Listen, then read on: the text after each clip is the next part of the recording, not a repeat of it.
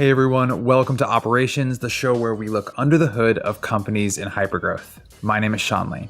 Something that's always been incredible to me is the ability for organizations to morph and evolve over time. That company that you just joined a few years ago may look nothing like the one you work at today. Product offerings change, go-to-market strategies shift, personnel turns over, and in operations, you often have to help your organization through these seismic shifts. How you motivate and incentivize people changes. How you find signals of success within your customer base changes. I've wondered sometimes whether institutional knowledge is a blessing or a curse in hypergrowth companies. You're blessed with the knowledge of context and an understanding of why things worked or didn't work, but you're also cursed by the biases that these experiences and this context brings on your current and future decisions. Now, how about someone with 12 years worth of institutional knowledge inside of hypergrowth, along with a complex, ever-evolving go-to-market motion that spans across multiple products and a handful of different sales motions? That's what our guest today, Meghan Gill, brings to our conversation. Meghan is the VP of Sales Operations and Sales Development at MongoDB, the database platform company with over 29,000 customers that's been downloaded over 200 million times and went public in 2017. Since joining the company back in 2009, Meghan has risen through the ranks, and she now oversees one of the more complex go-to-market motions that we've ever talked about on this show. In our conversation, we're going to talk about the evolution that Meghan has overseen at MongoDB, particularly their transition to pay-as-you-go pricing, how to forecast a consumption-based business, and what it means to have smokey accounts in MongoDB's territory planning process.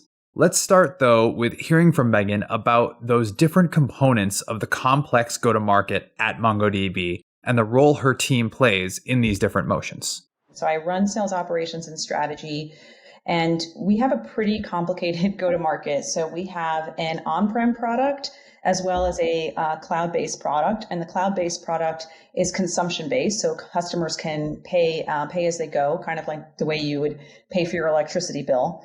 And then in terms of the different channels we have a self-serve channel. So any software developer that wants to use MongoDB can rock up to our website with their credit card and start paying for MongoDB on their own. We also have a high velocity inside sales team, which is a more junior sales rep, and they're primarily working with customers that have somehow engaged with us, typically through our self-serve channel. We have your traditional enterprise sales force, which is globally distributed, working with customers out in the field. And then we also have a partner channel. It certainly has many different layers, 4 different channels, on-prem and cloud, all in one go-to-market. So it keeps my job very interesting. I would imagine. And as you've been with the company for quite some time, has each one of those different go-to-market motions kind of developed at different points in the company's maturity? Yeah, it's interesting how MongoDB has evolved over time. So I joined coming up on 12 years ago. So I like to tell people I joined when I was 14. Noted. But when I joined, we were solely focused on, MongoDB. It's an open source database technology. We did not have a commercial version. Any software developer could download and get started with MongoDB for free. And then the first commercial product we offered was first we offered just straight support, and then we sort of built a set of on-prem tooling around MongoDB, which we called MongoDB Enterprise Advanced. So our first iteration of go-to-market was very your traditional software sale. And then about 5 years ago, and in fact, I'm wearing my 5th anniversary t-shirt of MongoDB Atlas, which is our cloud product, was launched. And that was when we introduced the self-serve channel. And that's really when the go-to-market started getting pretty complex, because now we had not just software engineers, downloading and sort of playing with the product, but people actually paying on a credit card and using it, becoming customers without ever engaging with the sales rep. And so one of the reasons I ask about that is I would have to imagine that your kind of level of predictability for the stuff that was there when you started, when you were 14, versus the stuff that's only 5 years old now as a product, that must be very different for you from an ops perspective in terms of looking at the funnel metrics, the predictability, how you forecast, how you think about each of those business units, or am I totally wrong and you've got the whole thing nailed down? Well, it's definitely an evolution. So I'll give you an example. In a traditional bookings-based model, you could easily tell a rep, well, you need to generate X dollars of qualified pipeline to hit your target, and we're going to hold you accountable to that. And we built a bunch of dashboards around leading indicators called metrics for success to track the reps against that. Now we move into a majority consumption-based model where a rep can close a deal with no commitment up front and all the bookings happen afterwards. And how do I hold them accountable to generating pipeline when they're closing opportunities that have no upfront commit and the consumption happens over time? And that is like an ongoing challenge for us when it comes to evolving our go-to-market. Okay, let's make sure we're all following along with this complex setup at MongoDB. You've got 2 different products, one on-prem and one cloud-based, and then 4 different go-to-market sales motions: a self-serve, a high-velocity inside sales model, an enterprise model, and a channel model.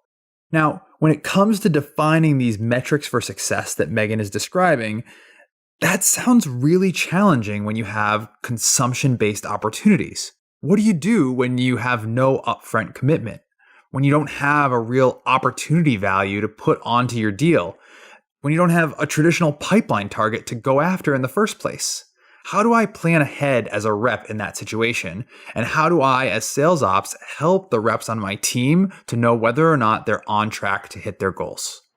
Yeah, I mean, now the simple first iteration is that we are starting to think less about the dollar value of the opportunity and more about the volume of opportunities that the rep is driving. Got it. Or the number of new workloads they're potentially driving. But then this all has ramifications across not just the sales reps, but all of the supporting functions. So I also have the sales development team, for example, rolling up to me, and they have been laser focused on generating qualified pipeline. So now they're like, well, our qualified pipeline numbers is that even the right number for us to be focused on? Should we be focused on the number of opportunities that we're able to generate? Similar for marketing. Marketing sourced bookings, is that the right metric to measure marketing on? So it starts to become a question for all the other teams as well. Yeah, that's super interesting. So I'm trying to think, to your point about these ripple effects across different parts of the business as you guys are making this switch to the consumption-based model. And one of the areas that I can imagine it has a huge ripple effect on is compensation. And so with both the complexity of the different 4 go-to-market motions and the on-prem versus cloud version of your product, like there must be a lot of complexity in how you think about both the design of the comp plans and how you think about the types of behaviors you're trying to incentivize with your team. Yeah, the first challenge we had as we were trying to shift the sales force to our cloud-based product. In the first iteration, we were basically selling commitments. Go and get your customer to commit to say, buy $100 of MongoDB Atlas. Okay. And this had a few issues. The first issue is that all of the cloud providers, AWS and Google and Microsoft Azure, they've all conditioned customers to want to pay as you go. So customers would be pushing back. Secondly, it was slowing down sales cycles because, for example, if it's a new application, we're having to go bring in a sales engineer, do a complicated sizing exercise to estimate how much the customer might spend. So it's as if, your electricity company, your utility provider would come to you at the beginning of the year and say, how much are you going to spend on electricity? And you're like, I don't know. How hot is it going to be this summer? And it's really impossible to guess. So we rolled out elastic invoicing, which is our version of pay as you go. But there was this inherent bias towards doing the commits because, well, that's immediately going to retire my quota. So what we wanted to do was try to find a way to neutralize whether a customer wants to buy on-prem, commit, or pay as you go. How do we make it all even? So what we decided to do is pay the reps and measure the reps on for customers that are in the pay-as-you-go or elastic invoicing model, that they would get measured on the run rate of that customer at the end of the quarter. And in terms of implementing it, so the rep can close an opportunity at, say, $0, and then we automatically spin off what we call a run rate opportunity in Salesforce, and that updates every day with the consumption, and then it closes at the end of the quarter so that it can be tracking the consumption of that customer over time. And then that sort of makes it as attractive to close a no commit customer as a commit customer, or even an on-prem customer. Because I would imagine if I'm the rep trying to think about the pros and cons of those three, the on-prem, the commit, and the pay-as-you-go, certainly some of that's going to be driven by the customer's expectations and what their goals are. But they're also, in the back of their minds thinking about how this is going to impact the comp plan, right? Like, how do you help them to both understand and still want to do what's best for the customer at the end of the day between these different plans? Because I would imagine that's a tough conversation to always end up with the right outcome for the customer and not just based on what the comp plan is. It's we're constantly thinking about what's the right balance. I think initially it took some time just for the reps to wrap their head around the concept of getting paid on consumption, and we had to do a ton of enablement around that.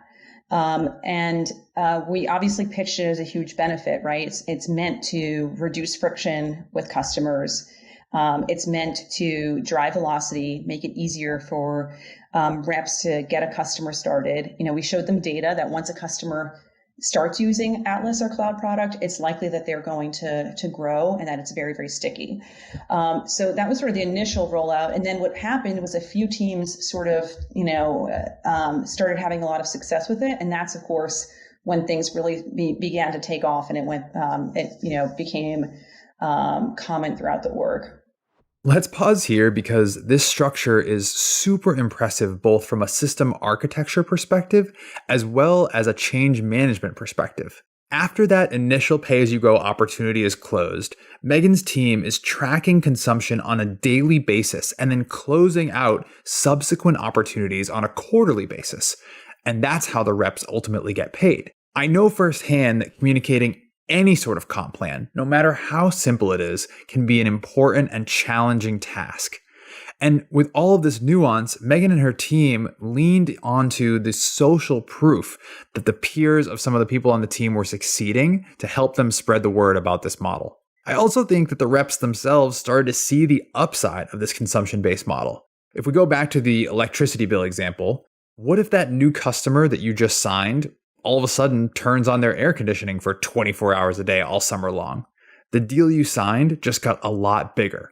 And according to Meghan, this type of model also drove more cross-functional collaboration amongst the teams because every moment there was an opportunity to potentially upsell that customer as well as potentially churn that customer.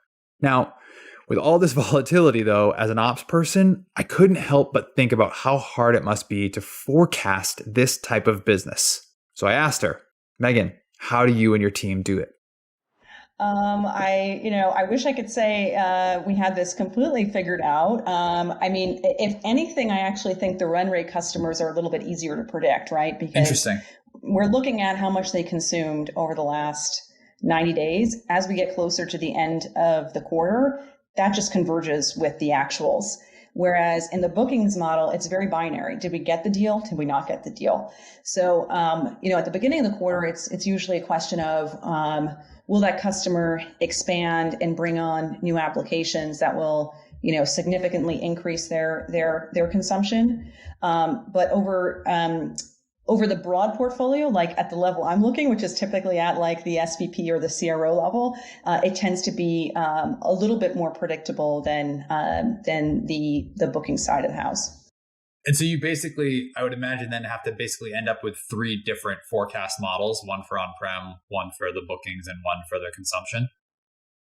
So the way that we do it, we have one consolidated forecast, but typically the way the leaders think about it is they say, well, I have this much in run rate. I can expect it to grow because historically it grows a certain amount. And that's kind of in the bag, right? Because they're already consuming. And then there's a set of deals, bookings deals, where we're like, well, these are pretty likely to happen. And then you have, how much of the rest of it is what's your upside? So it's slightly different way of forecasting because you have to think about multiple different variables. I would say a lot of the sales leaders, they tell me that end of quarter is not as quite as exciting as it was in previous iterations of MongoDB or in other companies, because by the end of the quarter, a lot of the elastic run rate deals, which are often the big deals, have already been accounted for. From a predictability standpoint, that sounds lovely to me. I think that sounds great, as opposed to, hoping that the person's like Wi-Fi from their vacation house allows them to sign the DocuSign on the last day of the quarter. Like, that sounds much better to me. I guess the counter to that, though, is that, if you're looking at your annual number, then you have to be more strategic at the beginning of the year. How many new logos am I going to get on board that will ramp up consumption over the course of the year? And it's definitely a completely different mindset. So let's talk more about that, right? Because that's, I think, one of the other big ripple effects, right? Which is how you all look at those existing customers and the signals that you use to identify that hopeful, future consumption increase, future expansion, whatever you call it. One of the things you were telling me about is that you all at MongoDB have very purposefully made it very seamless for people to be able to use the product without really giving you a whole lot of information. And so I'm curious about the trade-offs there, about how you acquire those customers in the first place versus that kind of annual dilemma that you're describing of having to actually understand what the growth of existing customers might look like. Sure. Yeah. So if we rewind back when I was 14 and started at MongoDB, the founders took a very developer-focused approach, and they wanted to have as little friction as possible for an individual software developer to get started with MongoDB. And that meant that downloading MongoDB had to be super easy. Getting started, you had to be able to get it started and installing and experiencing the magic of MongoDB, within 5 minutes. So that means we don't collect any information upon download of the open source version. And when we started building a sales and marketing team, many of the salespeople were baffled. They're like, oh my gosh, there are people out in the wild using our product in production, and we don't know who they are. But that was a really deliberate trade-off, because we felt like in order to capture the massive database market, we needed to have as much adoption from developers as possible. So you fast forward to today, and designing territories and finding the accounts that we think have the highest propensity is a big part of what the sales ops function does. And so we look at a bunch of different signals. Some of the signals are internal ones, like are they already using, are they active on our website? Are they taking, doing different activities, attending events, being part of our online MongoDB University platform? Some of them are product signals, like, hey, do we have developers using the free tier or the paid tier? Some of them are external signals, like, do they have a MongoDB job listed on their website, or do they have people with MongoDB skills on their LinkedIn profiles? And we took all of that data, and we actually built an internal application to bring all that data together and present it to the sales leaders in a very simple format, so that they could design territories and focus their sales reps on the accounts that have the highest propensity to buy. So I want to focus on the very last thing you just said there, which was so that the sales leaders, can design these territories. And so this is always a very interesting dynamic in different companies, how sales ops partners with sales leaders to actually get those territories in the hands of the reps. And so in this scenario where you all have built something internally using your own tool to bring those things together, can you take me through what you're actually delivering to them and then what they're taking and doing with that information? Yeah, sure. And by the way, I should mention we built it on MongoDB, of course. There you go. Of course. A little plug for our product. So I would add that it also varies by segment. So this application that we built internally, which we call Argos, and I cannot remember. I think it's some Greek mythological creature with a lot of eyes. And the idea is that we're giving the sales team visibility into all of this data in a single place. And so bringing together the data from both matching up the data from Salesforce, from our product, and from these external data sources was a constant challenge. So that was challenge number one. How do we map and integrate all the data? And then the second challenge was presenting it in a way that the sales leaders could more easily understand.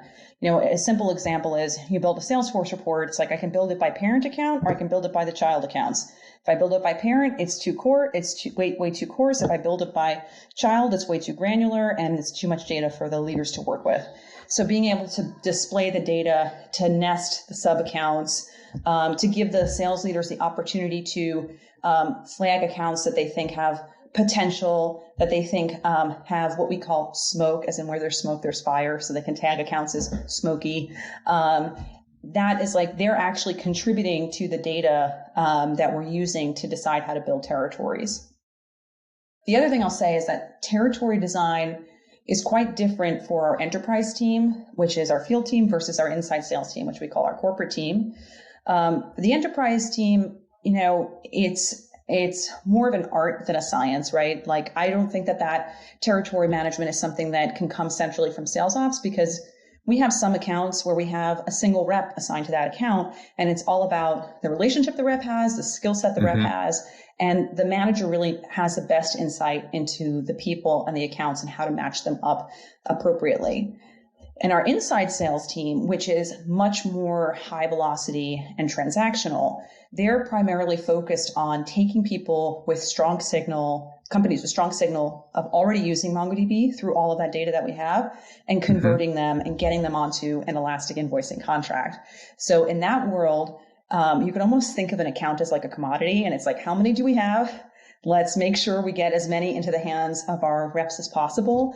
And we've built a pretty good machine around that, where we come up with a list of accounts that we think look feasible. We have a BDR, a research team based in India, that does a bunch of data scrubs to review whether or not those accounts meet certain criteria and do a little bit of manual research on them. Then those go into what we call the bullpen. So it's like a territory where it's like a holding place for accounts. And as people either disqualify accounts or we hire new reps, we pull from the bullpen to top them up.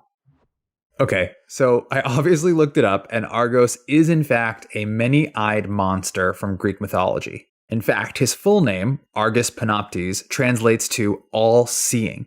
And Meghan may have glossed over this part a little bit, but the amount of work and disparate data sources that were required to pull something like Argos together was no small feat. I also absolutely love how they call the accounts that are showing signs of buying as quote-unquote smokey. It's just so good. Okay, anyways, getting back to what she said, the distinction that Meghan made between the different segments is a really important one. If you're running a more enterprise-style go-to-market motion, you probably want to follow her advice that sometimes territory planning is going to be a little heavier on the art and not just the science. Meanwhile, if you have a shorter, more transactional sales motion or an inside sales motion, that's probably where signals provided by something like Argos are going to be really strong indicators of success. And this last part got me thinking, does that mean that the majority of accounts going into the MongoDB territories have some kind of smoke signal already? Or do they still have a true net new motion in their territories as well? Ideally, we have a little bit of a blend, right? Where you have some existing customers that you can kind of have some opportunity to upsell, some smoky accounts, and some, real true hard-headed or greenfield accounts. The other thing that I think about is, the incentives, because if I'm a rep, it's always easier for me to go and expand or milk my existing accounts or go after the lower hanging fruit. Salespeople are like water, right? They flow to the path of least resistance, which is the right thing to do. But if we really want to try to expand market share, you have to make sure we have the right incentives in place. So in addition to finding them the right accounts, we also have incentives around new logos, whether it's bonuses, spiffs, gates to accelerators, things like that, to make sure that we're not neglecting the accounts that could have potential, but don't necessarily have signal at this, exact moment.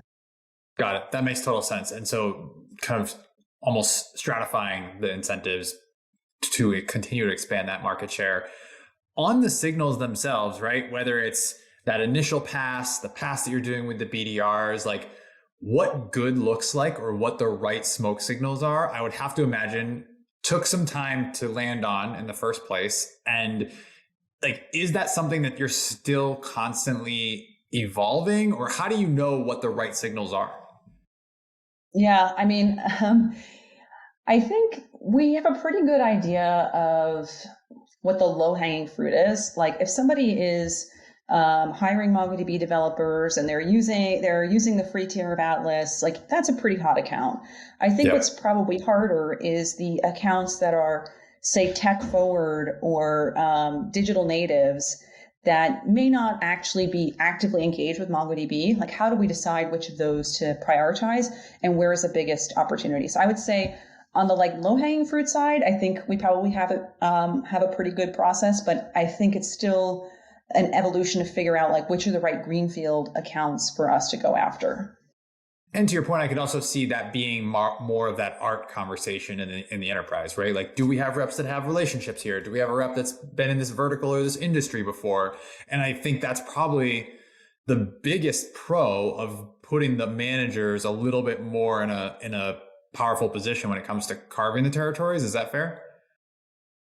It is, and it also enables the managers to, encourage. It's a way for them to reward the best reps and create a culture of meritocracy. So if you're a rep that's doing the right things, then you're going to get the next hot account or inbound lead. Yeah, and I would also have to imagine it's less of like, oh, like this is the territory that I got from the company, or this is the territory I got from ops. It puts a little bit more ownership on the team itself. That is definitely the case. And the other nice thing about that is that it's because the managers have to look at this data, make decisions, they are also able to go to the reps and say, these are the accounts I'm giving to you, and here's why I'm giving them to you. And then the reps also have access to Argos, which is the tool that we built, and they use those signals to figure out how am I going to pipeline generate into that account. Like, hey, we gave you this account because we see that they are, they have a bunch of developers using the free tier. That's going to be very different from we're giving you this account because we see that they are building their own software. They're digital native. They're in the cloud. They're a big AWS customer, right? Like the approach might be different. And to bring things back to the very beginning of our conversation, I would also imagine that helps the rep do that planning that we were talking about, right? Of understanding on the consumption-based accounts, how much of my quota we anticipate to be taken care of from these existing accounts and their growth versus the ones that I need to go out and basically generate that myself to close the rest of the gap. Is that kind of how they do that planning? There's like a little bit of consumption-based assumptions and then those net new accounts as well? Yeah, and I think they do, and they do an exercise on their sort of path to money or route to money based on the accounts that they have and how they're going to prospect into those accounts. So we have a bunch of templates in terms of how, like basically walking them backwards in terms of, what do you want to achieve? Okay, then what do you need to do in order to get to that end goal? Before we go, at the end of each episode, we're going to ask each guest the same lightning round of questions. Ready? Here we go. Best book you've read in the last 6 months? Well, best book I've read in the last 6 months. Well, I recently reread the Oh Crap potty training book. Does that count? I was going to say, I know you have 2 young kids, so children's books absolutely qualify.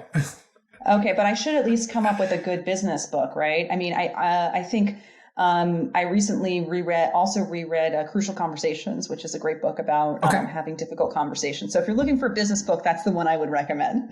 We'll take them both. Favorite part about working in ops? Getting to solve lots of different kinds of interesting problems. Least favorite part about working in ops? Oof.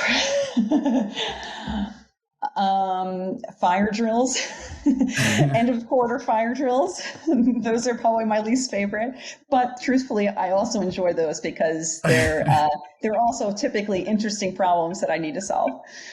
I can strangely identify with that, right? Like it's like, oh, here's another one, but I kind of love it in a weird, chaotic way. It's satisfying to fix something, for sure. Of course. Someone who impacted you getting to the job you have today. Well, it'd have to be the CEO of MongoDB, who David Echeria, who said, "Hey, why don't you take over sales ops?" And I was like, "Sales ops? I'd never seen a comp plan before." So, and I asked around a few people, including a pretty good friend of mine, Giuseppe, who is now the CEO of a company called SiteTracker. And I said, "Do you think I should take this job?" And because he had been head of sales ops at MongoDB before he went to take the CEO route. He's like, "You're going to be spending 50% of your time on sales comp." And I remember thinking to myself, there can't be that much in sales comp.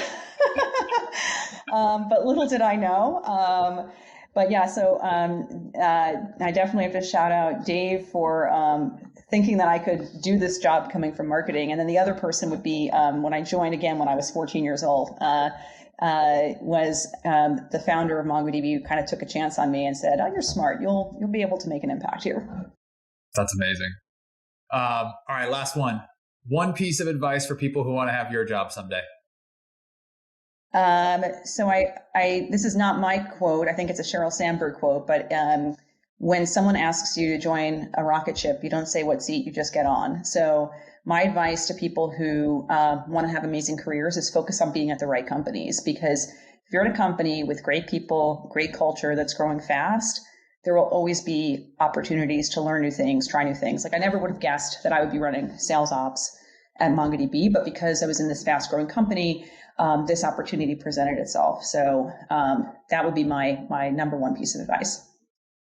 I feel like that's like such a healthy perspective too in an industry like ours where people jump around quite a bit, and like you are just seeking out that next opportunity, even if it's within the four walls of the place where you currently are, as opposed to thinking that thing has to be outside of where you're currently at. Yeah, I think that is true. And I think, I've seen people chase a title or chase a role and go work at a company that's frankly not that great and realize, well, being, VP of X at a company that's not going anywhere is not as good as being, a senior IC at a company that's a rocket ship. So, I think the reason Sheryl Sandberg is a good example of that is like, she could be a CEO of any so many Silicon Valley companies, clearly, but she's COO of Facebook, and she's probably having a bigger impact in that role than she could being CEO of another company. So, that's my advice. Pick the right company. I love it.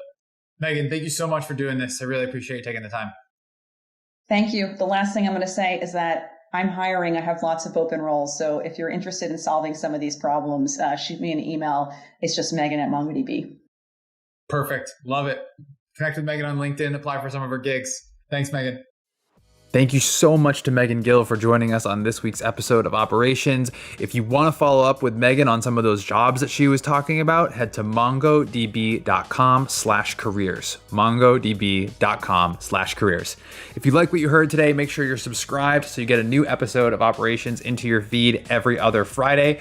And if you feel like you learned something today, do us a favor. Leave us a 6-star review on Apple Podcasts or wherever you get your podcasts. 6-star reviews only. All right, that's going to do it for me. Thanks so much for listening. We'll see you next time.